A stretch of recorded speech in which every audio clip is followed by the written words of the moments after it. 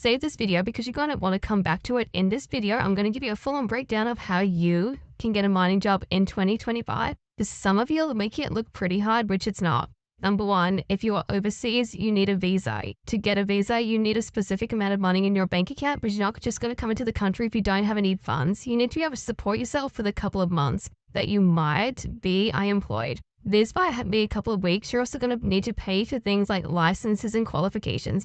Step 2 is you need to know what job it is that you want. This will be based predominantly on the availability of jobs and also what job you have previously been doing. Because you can't just go and work at Macca's, I want a job at Dozer. Ain't gonna happen. You might have to use a 2-step plan to get there, but you've got to have an idea what jobs you can actually get, what jobs you want and can get are going to then dictate what licenses and qualifications that you're going to need. Again, using the Macca's analogy, if you're coming from Macca's and you want to get into the civil side of it, don't go out and buy a ton of expensive tickets because they do not guarantee you walk straight into work. And instead of getting a tipper truck, a Moxie, and all those licenses and qualifications, an HR license will do way more for you and open way more doors. However, if you do want operator tickets, if you are a current operator and you do need to get Australian tickets, one thing I suggest is getting video footage of yourself operating the machinery. Some of the RTOs that we work with will give you recognition of prior learning if you can show proof that you've operated that bit of machinery before, so you don't have to pay for all the tickets and licenses again.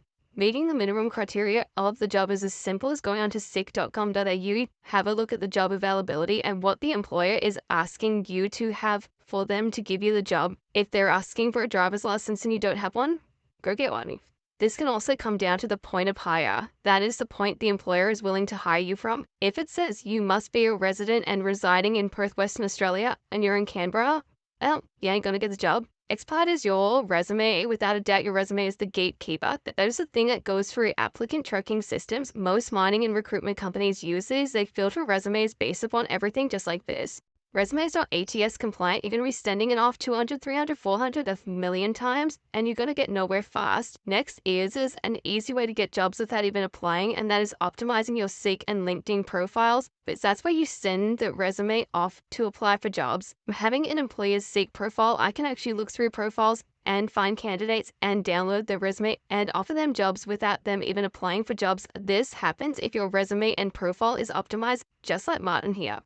If you can get past all that process and you get to the interview and then you bum it because you can't answer simple questions like, what do you know about the company and why are you the best person for the job? Then, sorry, you're probably going to miss out on jobs. Having good interview skills is the catalyst to get it over the line.